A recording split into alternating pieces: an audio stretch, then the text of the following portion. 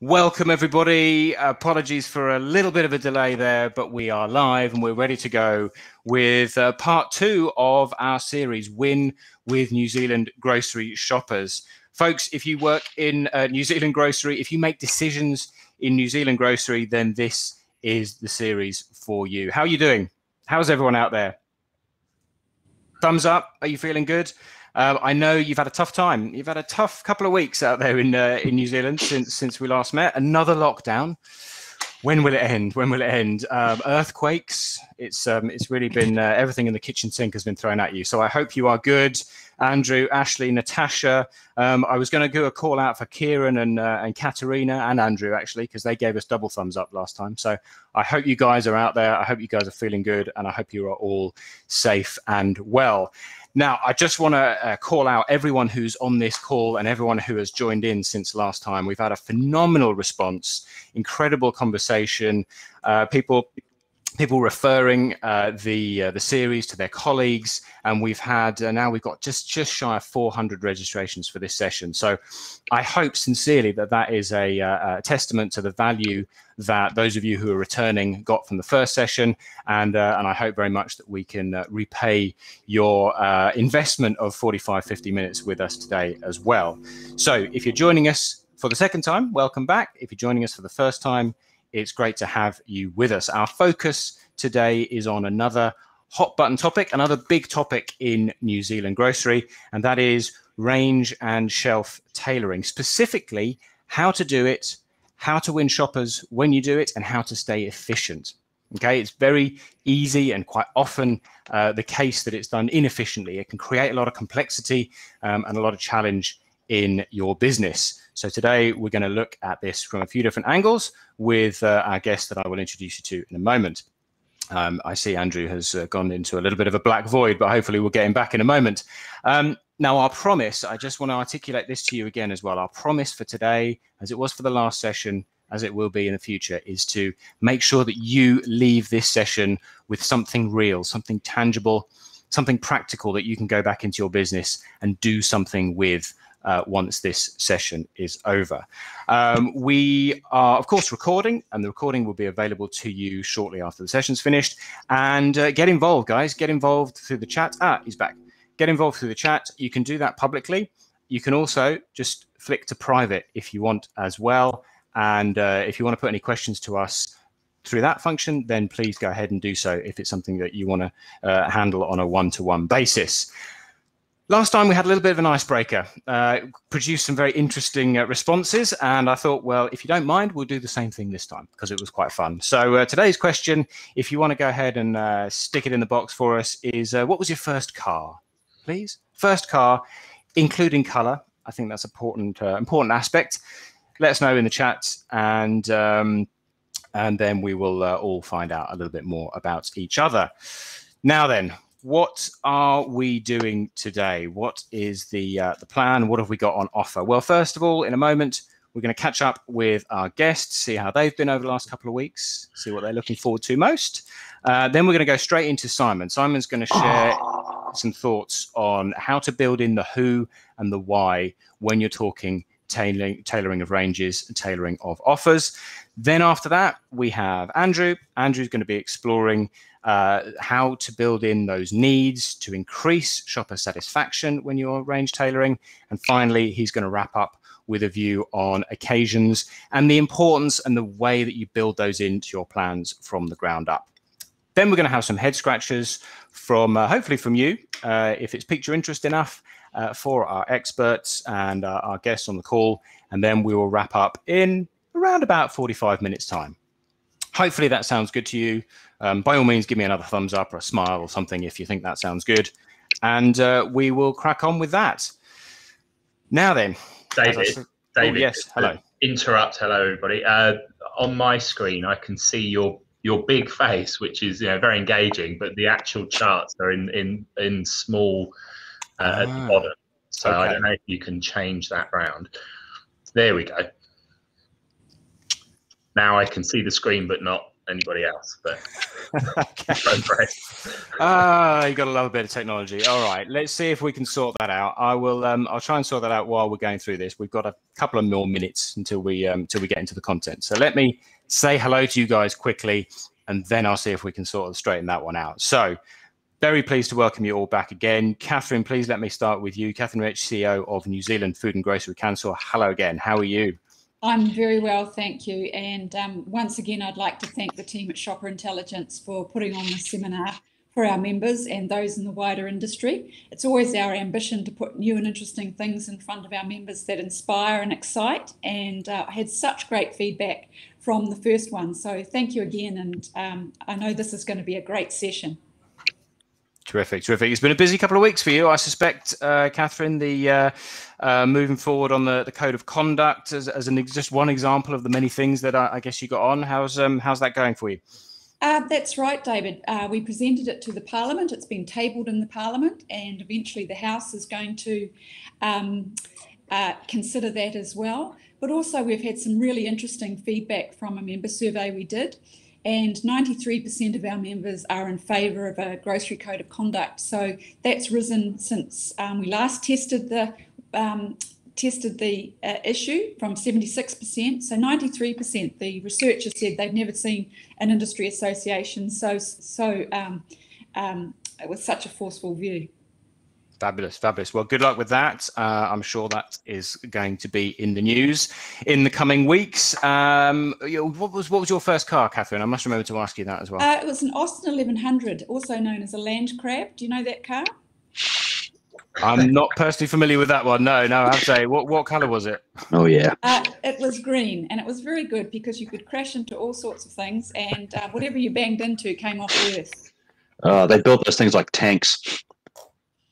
That sounds like the kind of car you want for your first car. That's terrific. Thank you very much, Kathryn. I'm just having a look. We've got a Honda City, a Mini Moki, again, not one I know of.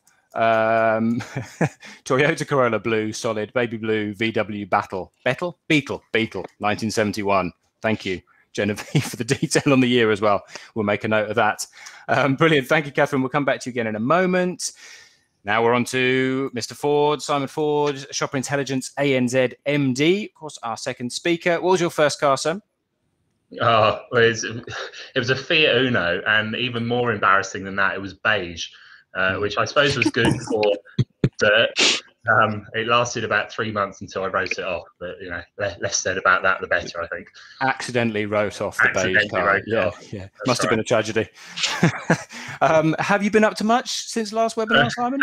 I've had some good conversations with a number of people in market following the last webinar, which is all very productive, which is great. And I think from my perspective, I'm really looking forward to talking about the value of partnerships. Like we did last time. I think obviously we're talking about tailored ranging and personalization today. A lot of what I'm hearing, there's some challenges in market, and it's tough because there are a number of suppliers that are feeling the pressure of lots of different sources, and what do I buy, and how do I work with the retailer on this, and will it get me a seat at the table? Will it get me to where I want to be in terms of my relationship with the retailers? I see a few walls going up. And that's a concern for me. I think I don't want the retailer supplier relationship to be competitive. I think if you look at best practice globally as well as in this market, it's about open, honest sharing, collaborative partnerships. So we'll talk about that today. Talk about what good looks like. I'll share a bit of international best practice on that, and hopefully we can work towards that and just raise the bar. Okay, awesome. Wise words. Looking forward to getting into that in a bit more detail. Just got to mention this one. Thank you, Fiona. A red Toyota Corolla, brackets, with a white bonnet after a wee accident. I'd love to know what the accident was that involved the replacement of the bonnet. Maybe if you want to share that with us, Fiona, as well, please go ahead and let us know what the nature of the incident was. Anyway, as we ponder that, thanks very much, Simon. Last but not least, Andrew Arnold, our country lead over there in New Zealand for Shopper Intelligence. Well, where can we possibly go with you, Andrew? If you joined this webinar last time, you may recall that Andrew had a wee accident. a fairly unglamorous one, as it transpired, with his back. And he'd asked me not to mention it, but I thought a little bit inhumane not to at least say, "How's your back, Andrew? Are you okay?" Oh, my back's actually good. It's actually good now. So good. I even managed to bowl a few overs on Monday night, just gone. So the back's good. The back's good. The bowling, not so much. No. Keep the googly in your pocket, but your back's all right. Okay. Good. We have so much fun that has created a whole joke in our office. Back chat. Yeah, we're crazy. Okay. Big thing that you're listening out for, Andrew, in this session. What's your big highlight for everyone to keep an eye on? Well, I think for me, the biggest thing of all is that the product may be, what it is in terms of being its physical attributes and what it is in terms of the packaging and what's inside it and so forth.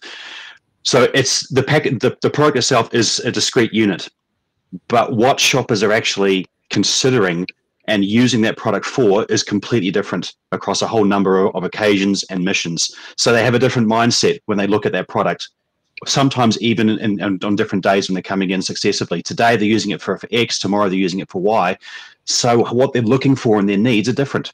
And that's something which is difficult to try and get your head around, but it's something we all need to try and be looking a lot more about now, because that's the way the world is going. Missions and occasions are extremely important, and we need to start thinking about how we actually apply that to the way the stores look, what products are arranged, and how they're displayed.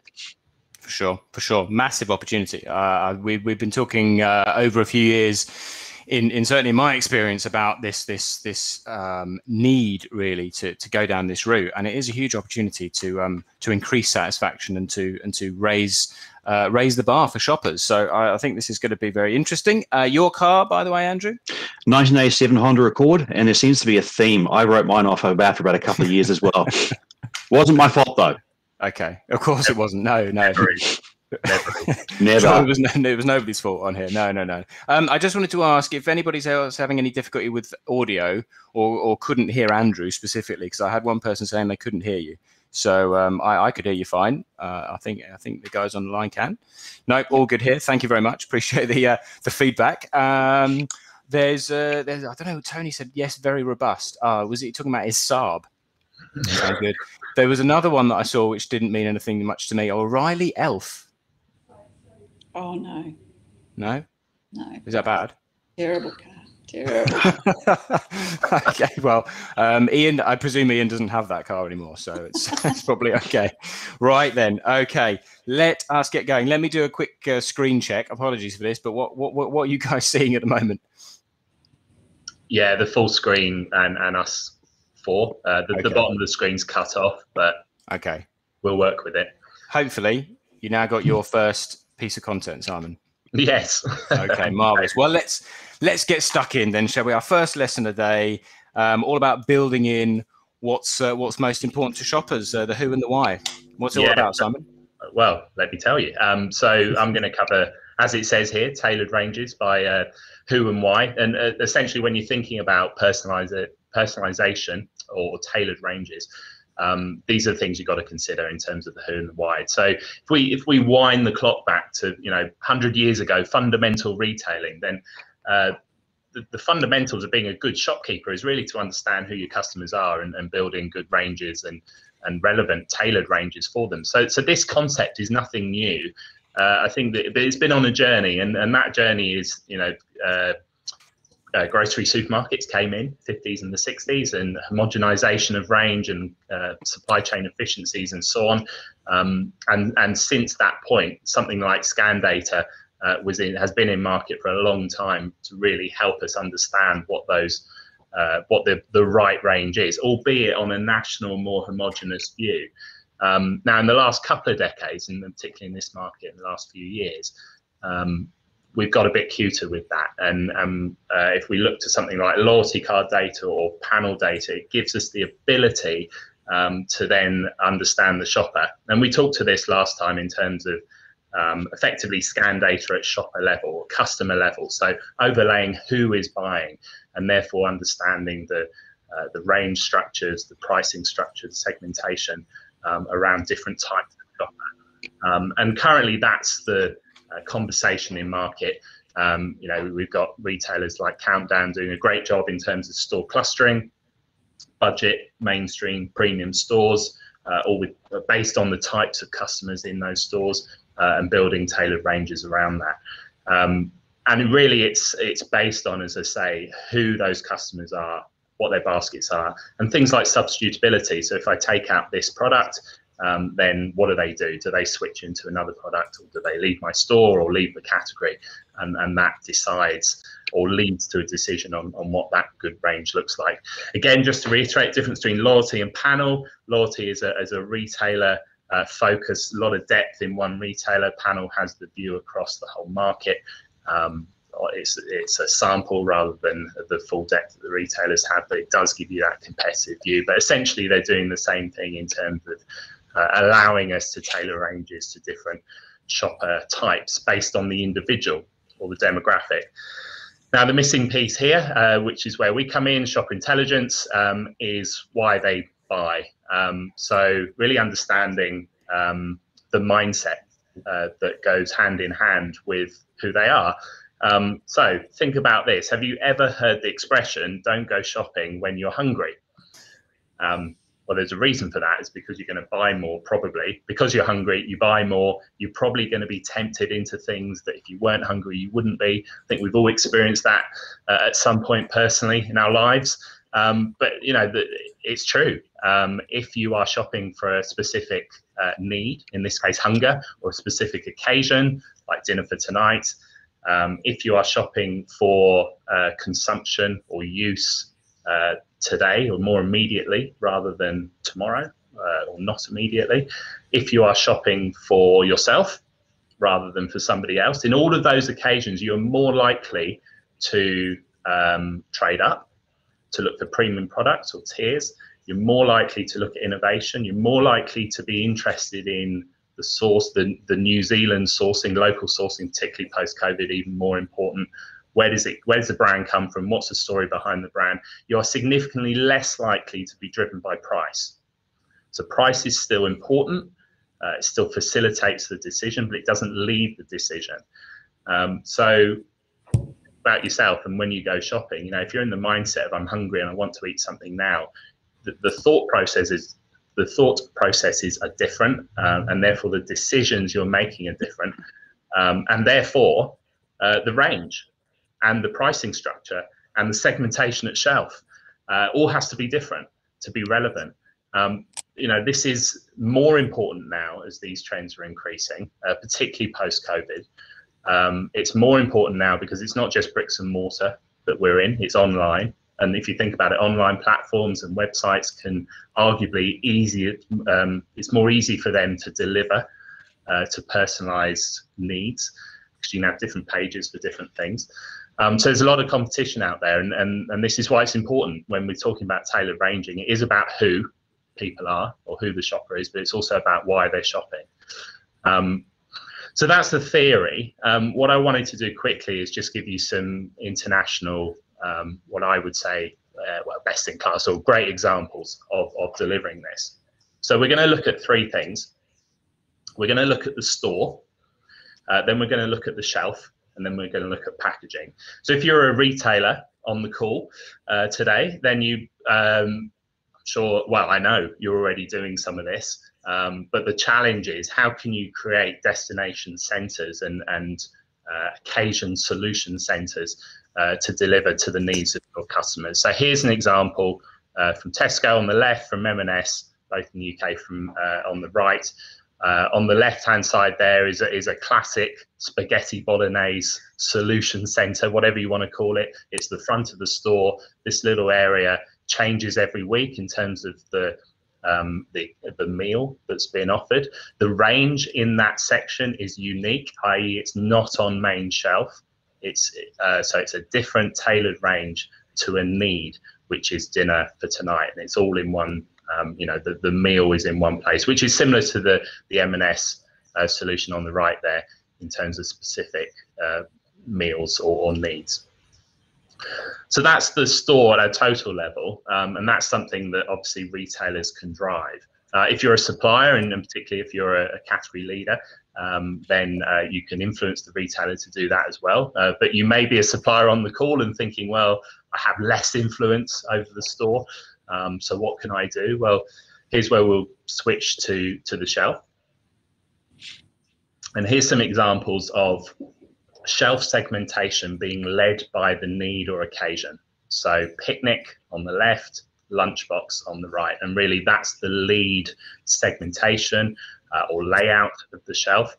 The products underneath that are then, and therefore the range is then tailored to that need. But again, it's being led by, the shelf is led by the occasion or the mindset that people are in.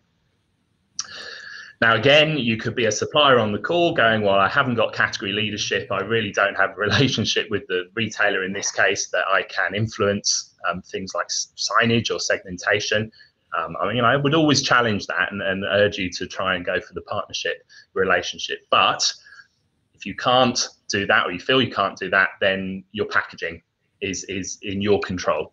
Right, so even as a manufacturer, even if you've got a transactional or trading relationship with the retailer, think about what you can do with your packaging to really tailor the communication of your product to the mindset of the shopper. And again, here's some examples. So gastropub, the product is led by the theme, but the one I really like is my favorite, which is on the right here, which is a Tesco example of the takeaway curry. So it's a takeaway, it's for 2 people, and it's a curry. But the reason I really like it is because the lead message on the pack, the thing they lead with is for 2. So it's leading with, who am I buying it for? Okay, who is the consumer that the shopper is buying for? So it could be them and their partner, or whoever the 2 people are. That's the lead. Now, the second to that is takeaway, and the fact that it's Friday night curry, and that's again talking to the mission. And then third, underneath that, in the small print somewhere, is the description of actually what the curry is and what the product is. So a great example in packaging leading by the mindset of who they're trying to connect with, and the mindset they're trying to connect with. So, in summary, when you're thinking about a tailored or personalized range, think about and have data to support who, but also why. Within why, it's about occasions, it's about who I'm buying for, and it's about when it's going to be consumed. And then executionally, think store. How can I position my product or category in certain areas in store that talks to the occasion? Think shelf. Segmentation, signage, how you talk and resonate with how the shopper is thinking, and then packaging to do the same thing. Simon, loads and loads of good stuff there. Thank you for really crystallizing, I hope for you out there, what those kind of key takeaways were out of that section. I appreciate Tony's comment. You've got to love a good pork pie. I think we can all agree with that. Amen, Tony. Amen. I mean, the UK retailers, for anyone who's worked there, been there, I know Simon and I have both spent time working in Sainsbury's, Tesco, M&S, Tesco, the likes of those. They are probably the masters, certainly that I've seen, in terms of these kind of examples that Simon has been flashing up. There's a lot you can take from that around the positioning at those 3 different levels, and that's what I loved about that, was the store level, the shelf level, and then down into the pack level. So, and I think we're going to talk, Simon and the guys, a bit later about the fact that it is challenging and it is difficult. So let's have that conversation. The easy things aren't sent our way every day, so we have to work at it and we have to come up with solutions. But it is possible. So hopefully we'll talk about that a bit during the Q&A. Thanks, Simon. We'll come back to you in a moment or two. Now I'm just going to pass over to Mr. Arnold. So Simon finished with some pack examples there. Now, I think pulling back a bit there from that level, Andrew, you're going to look more then at this concept around the store level and how retailers are driving on that angle, but focusing on what needs can help drive satisfaction. Tell us what you're thinking. Yeah, thanks, David. So, yeah, exactly. That's what we're going to be looking at now, and we're going to be looking at it through the lens of of shopper types to begin with. So that's what the first part of my section is going to be about. So I think I also want to reiterate a central theme of our first webinar was that a one-size-fits-all approach is likely to miss some significant opportunities and also potentially expose you to some risks. So it should be no surprise that that holds true here as well. So let's just have a little bit more of a look at that in the next couple of slides. So it is standard practice to group shoppers to make them easier to understand their needs and by extension build plans for them. So in this case, we're going to look at groups of shoppers in terms of largely socio-economic attributes. So there are others, but this is just a starting point. So what we get here first is a group of shoppers that are by definition, they're price conscious. They're always looking for the best deal. They're aware of everyday pricing. These are budget shoppers. But they also have quite significant needs around strong layouts and making it easy to find the categories in store that they want to shop. It's not just about price for these shoppers, it's also about ease of shop. The next group of shoppers that we have here, we call mainstream. So this group doesn't necessarily share the concerns around price that budget shoppers have. They're mostly about the experience of the shop. They're looking for authentic brand stories. They want to see new things. They've got concerns that need to be addressed in areas like environment and healthy choices. But if all you do in store is talk about price and don't put forward messages and ranging options that address these needs, shoppers in this group are going to get frustrated. So they're looking for experiences. It's important to tell them about these attributes. The messaging aspect is really, really important. It's no good having a range of, for example, environmentally friendly products and no way of telling the shopper that they're environmentally friendly. Our third group of shoppers are the premium group. So their needs here, they're largely experiential, like the mainstream shopper, although possibly slightly less broad, I suppose. They're clearly looking for authentic premium products. So they need to be present in ranges, obviously, where applicable. It's interesting that they do have a significantly higher need for availability than other groups. So factors at play here, it could be a lack of messaging to call out premium. So how do they know it's premium, especially if it's a new product, for example? Or it could be about a lack of adequate space for premium segments within the category. It's not necessarily that the premium products aren't there, it's just that they just might not be obvious at first glance. So the simple question here is, do you know the profile of your shopper? Do you know the needs that they have? And if you don't, ranging is actually a lot more difficult if you don't have that visibility in that area.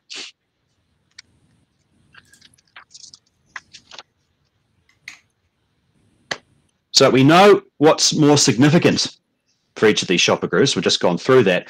But are they actually being delivered well enough to shopper expectations? So good old traffic light system is going to come and play here. And it will show us where these needs are being done well and where they're possibly not being done as well. So bear in mind, this is being measured against the average category across the store. So there will be plenty of categories where this picture will look quite a lot different based on the specific circumstances of this category. But this is a total view. So what does this tell us? Well, clearly, every shopper group is fine with certain things, but not so fine with other things. That's to be expected. Nothing is perfect. But the areas which need improvement are different across all three groups. So again, an approach of one size fits all, just focusing on one thing, is not going to be as effective as you would otherwise hope it would be. So ranges, they need to be tailored according to the specific segmentation of each category, because the needs of each shopper are going to be different depending on their makeup of budget, mainstream, and premium, and of course other shopper types as well. And shoppers, they need to be able to understand what it is they're looking at. Simply filling a shelf and having price tickets, it just isn't enough. So without that effective messaging to help the shoppers actually navigate the choices that they are looking for to cater to their needs, we're just not getting the most out of our store ranges.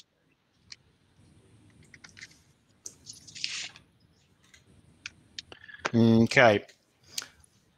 I've just, Andrew, I've just launched a little poll, actually. I've just asked everyone who's on the call here, how much success, how much joy have you had getting your range tailoring plans over the line? We've had one response so far saying limited. So, here we go, plenty. So the options are very little, limited, quite a bit, or plenty. So I just wanted to gauge the temperature, see what kind of experiences you're actually having out there. It's all very well for us to say do this, do that, but in reality, how's it actually playing out there in the real world? Thanks for getting involved. We'll see how that poll evolves over the next few minutes. Now we're also going to throw out a little bit of a question, aren't we here, Andrew? Yes, we are. And I guess it's building on this notion of different shoppers having, or different shopper groups having different needs or different priorities, and that plays out across different categories. So let's go ahead and test this out. A bit of audience participation here, folks, if you want to get involved. So we have our 3 shopper groups. We've got budget, mainstream, and premium that Andrew was just talking about. Now, what I'm going to do is we're going to flash up a category.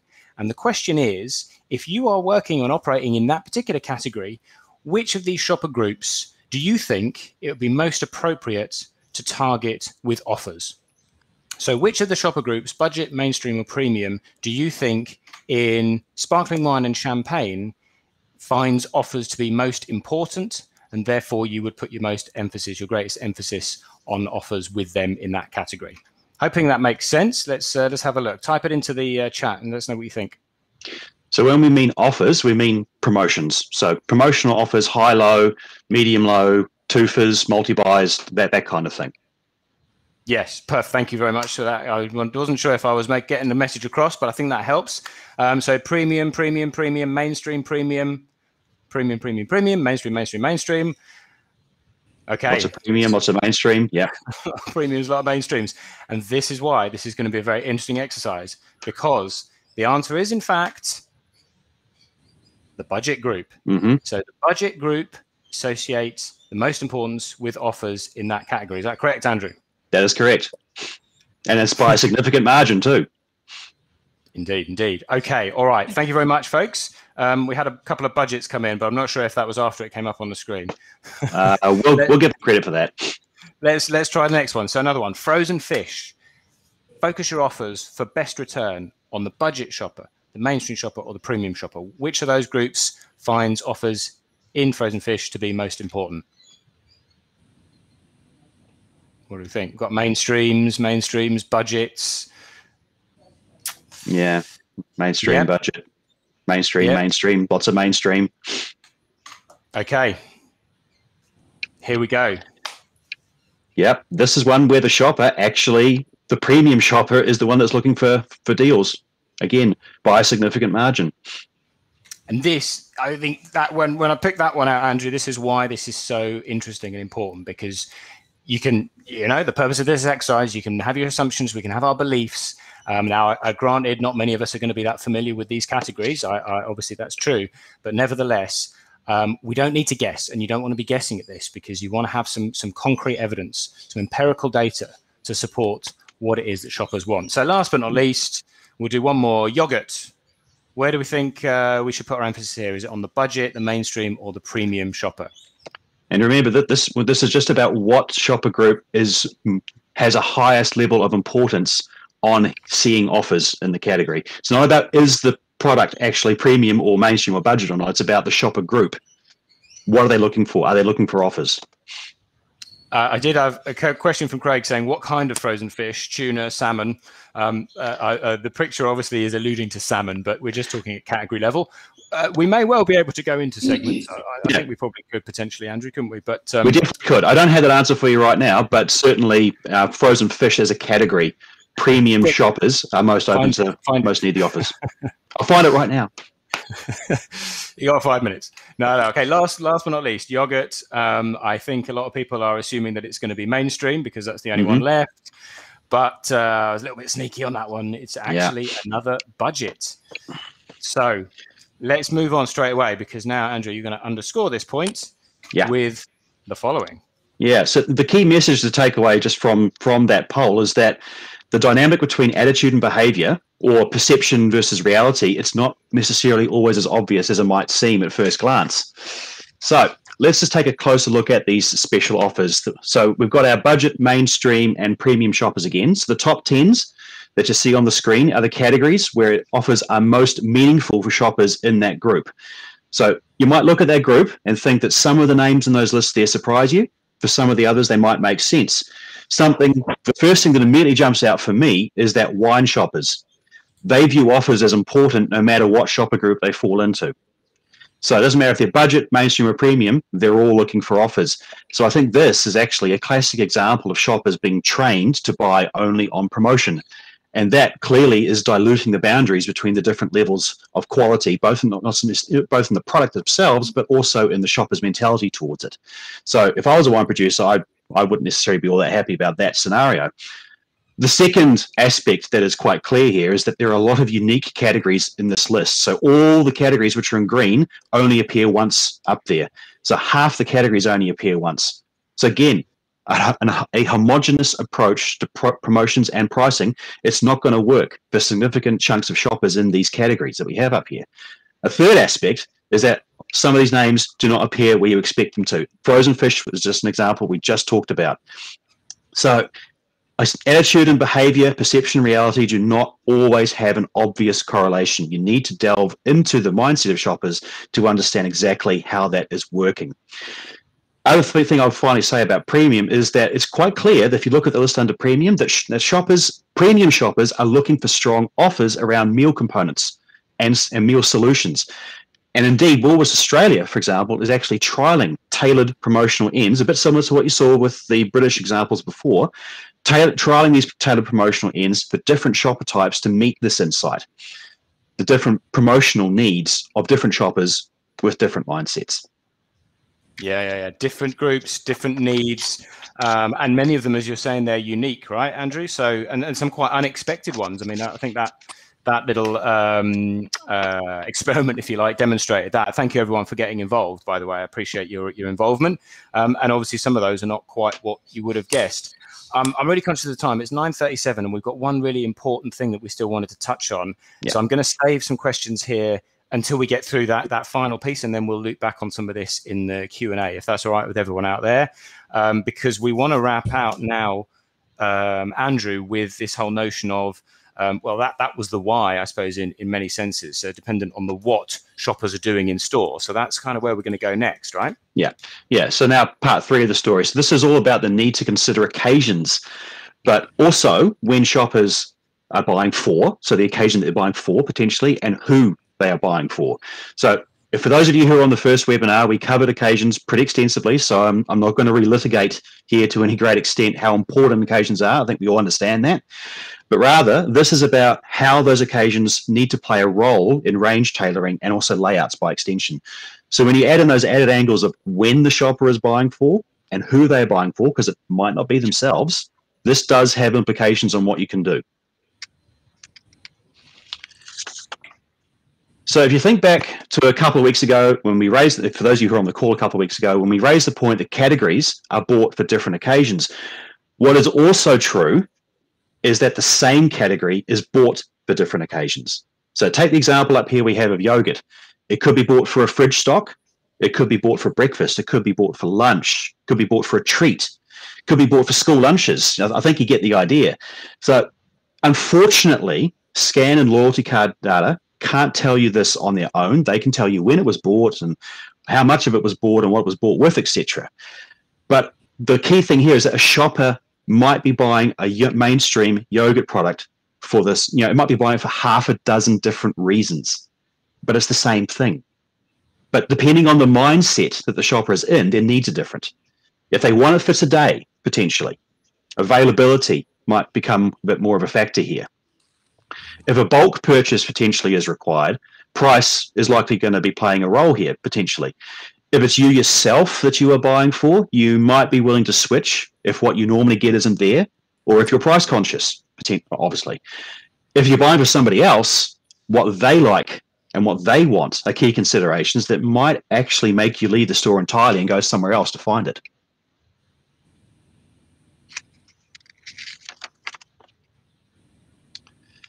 So how does this translate to the in-store environment? So if we can just skip forward. Yep, there we go.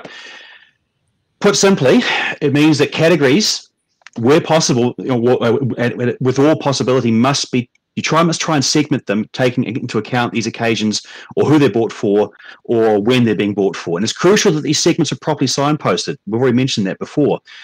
As with everything, it is a balancing act. But for example, one way to consider is with your existing segmentation, is there a way to organize these segments in a category at whole with occasions? So take this above example up here.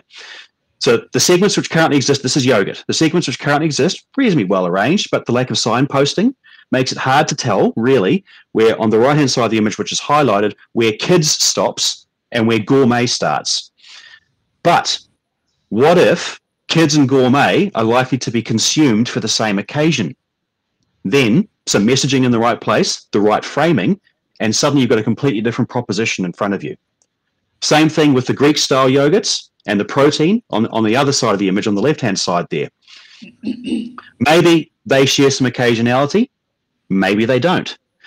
You could also consider the angle of who they're buying for and when. Maybe that makes more sense in laying out the category, and by extension, ranging for the category. So if complete resegmentation of a category is just too difficult or not practical, repurposing what you already have there and using occasions as the mindset, that can actually be an effective strategy. And if you can obviously resegment based on occasion, then who they or who they bought for, just know what those occasions are and what their mindset is in order to take full advantage. And of course, there's always the option of maximizing occasions on your packaging if either of those two options isn't necessarily that feasible for you. So these messages that I've spoken about, they can take different forms depending on what matters most to that particular shopper group. So across the whole store, certain factors become more important if the shopper is shopping for now. Range, healthy choices, premium, authenticity, innovation. They all spike in importance if the shopper wants it for now. If the shopper is buying not just for themselves, again, different factors come to the fore, like environment or New Zealand made potentially. The key point here is that it all goes back to mindset, and it goes without saying as well that these factors will differ by category, but it all goes back to the mindset of the shopper. You understand that, you've gone a long way towards creating a range and also effective messaging that will suit more than just the price conscious or the pantry stocking shopper.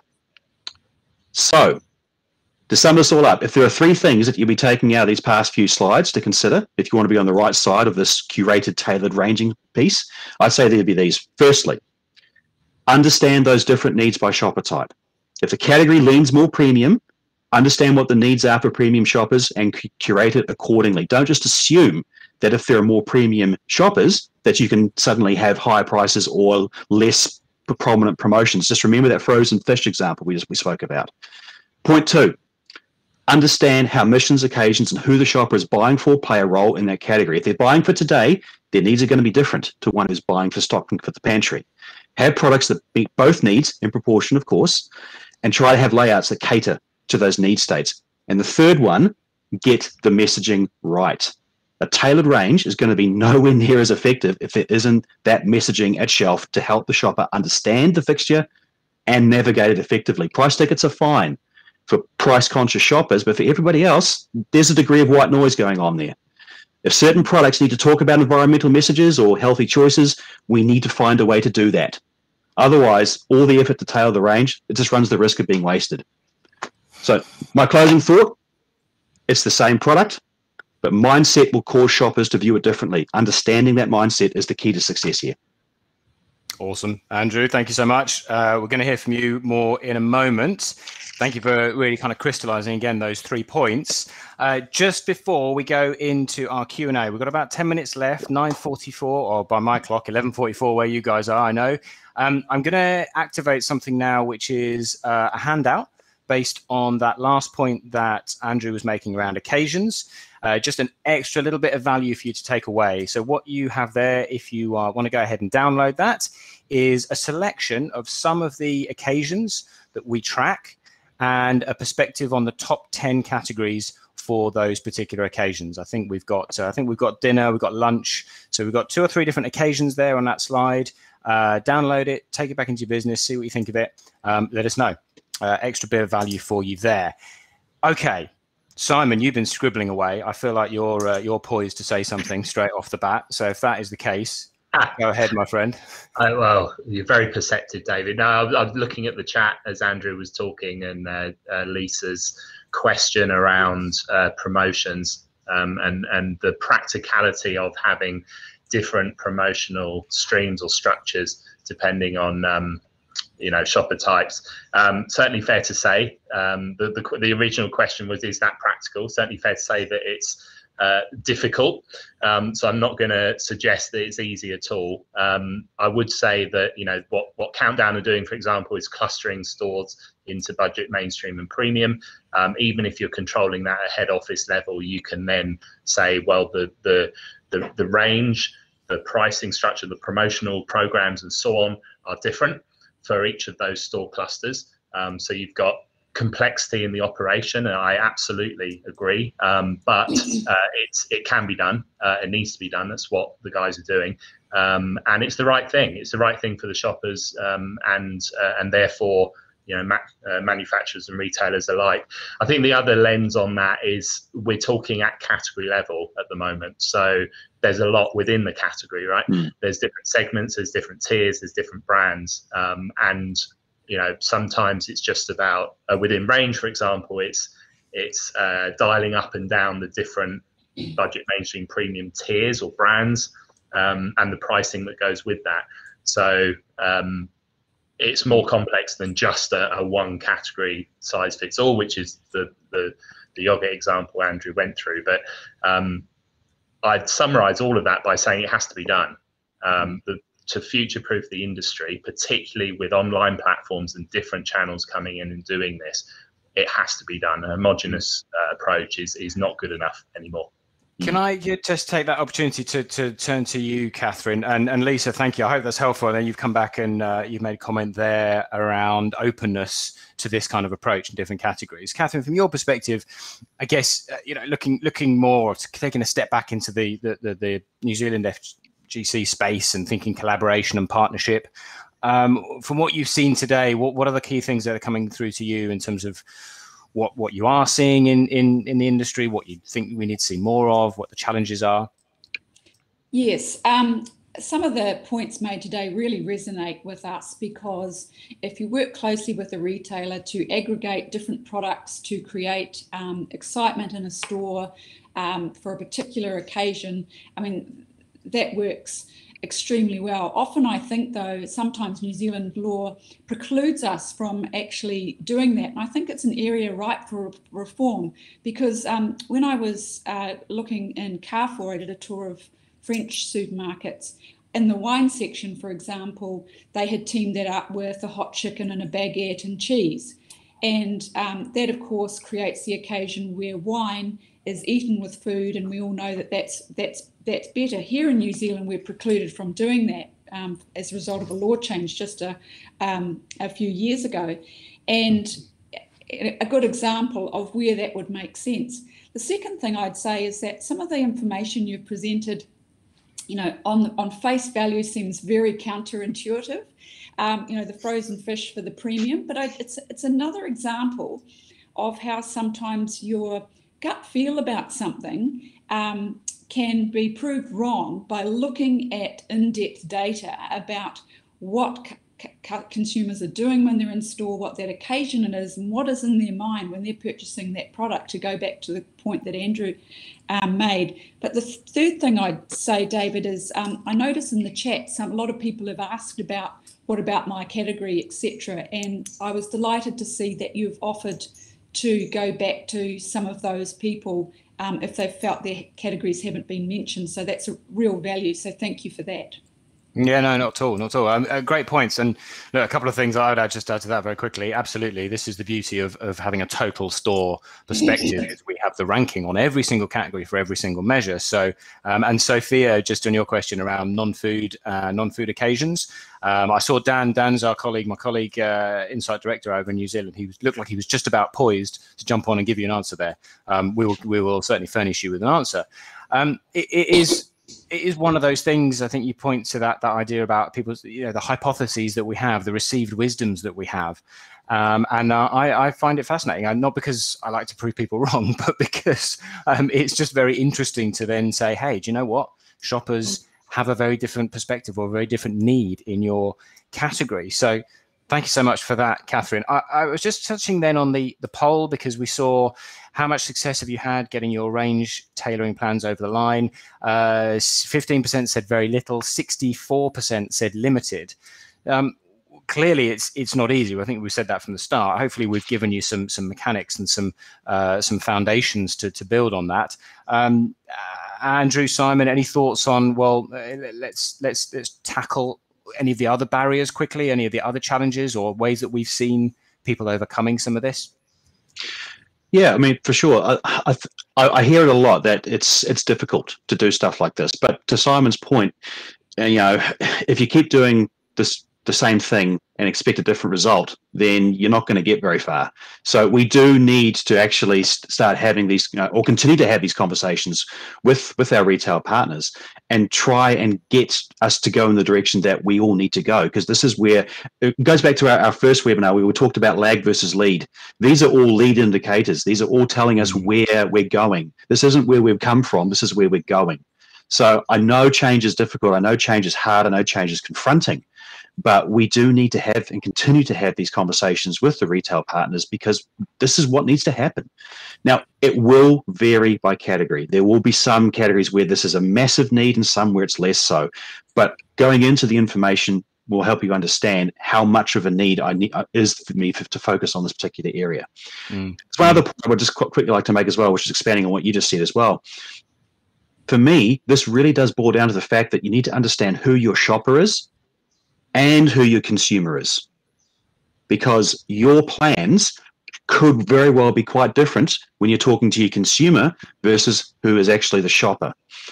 And the best marketing plans have strategies for both. The best brand plans have strategies for both, because in many respects they are completely different people. It's a great point. It's a great point. Can I add just one thing? I know, there's frustration. I took my plans to the retailer. They didn't want to execute it, or it was limited in what I could get through. Just from a retailer's perspective, it's really hard to do these things and it takes time. And if you're getting knocked back, I'd like to think it's because the retailer is prioritizing where they start and how they start, and it might just not be the right time for you in your category right now. That doesn't mean they're not open to it, or we won't get there as an industry. We will, but I know from experience from working in a retailer, it's really hard to do these things. We talked about 3 different promotional programs rather than 1. I mean, that's the tip of the iceberg. So I think patience is the key, and just because you get knocked back this year doesn't mean it won't happen. Partnerships, collaborate, discuss, be open, be honest with them. They hopefully will be with you, and at least you'll get a timeline on when you can move. Thank you. We are coming up on 53 minutes, so I think we're moving towards a wrap. Thank you, everyone, for sticking with us through that Q&A. I hope that has also added some value. Whilst I'm just having a quick scan of the questions, see if there's any other corkers. Final opportunity for Kathryn, Simon, Andrew, if you have a final comment of the morning. I'd just say it's been really great. You've really challenged some of my thinking in particular, but the point that you've made, Andrew, about the difference between the shopper and the consumer is a good one to remind us all about, because as you say, they can be very, very different. Sure. That's one of the things that we talk to a lot. A lot of times we talk about those differences and those subtleties, but also the interconnectivity and how if you want to get that best result, then you go and you talk to your trading partners about the connection between the two. Thank you, everyone, for all your questions. If we haven't touched on your question, we will have a look through the chat post this session, and we will come back to you. Be assured of that. So a very quick wrap up of what we talked about today. Simon took you through the importance of building in the who and the why. It's more than demographics, but I think remember these 3 levels of opportunity: store, shelf, and pack. There will always be an opportunity at one of those 3 levels. The needs drive the sales. The clustering by affluence is a big opportunity. We've seen it in countries around the world before now, and it's a real opportunity to up the experience for grocery. So it's about making sure you're aligning at a category and a brand level with your trading partners. And last but not least, that shopper mindset really makes a difference. You can be the same shopper making very different decisions, so you absolutely have to know why are they in that category at that moment in time, and then join that thinking all the way through your plan in terms of price, range architecture, and of course shelf. Final word then. I want to thank you very much again, Kathryn, for your time, and for everyone at NZFGC. Thank you. We'll see you again in 2 weeks' time. Thank you. And thank you, gentlemen, once again. This kind of insight and expertise, very valuable to New Zealand and to our members. Our pleasure. Our pleasure. Simon, Andrew, thank you both as well, gentlemen. Look after the back, and we'll speak to you again in a couple of weeks. Thanking you. Thank you. Thanks everyone to everyone out there and for getting involved. Our next session is the big one, 24th of March. Don't forget 3 big things that you need to know to succeed, to win in 2021. And last but not least, if you've got a range review coming up, if you have a ranging conversation coming up, don't get caught out. Don't miss out on an opportunity. If you need some support, drop us a line, give us a call, and see if Shopper Intelligence can help you get the most from that opportunity. That's everything. Have a fabulous day. Until we see you next time, guys, take care. Be safe. See you soon. Thanks. Thank you. Thank you.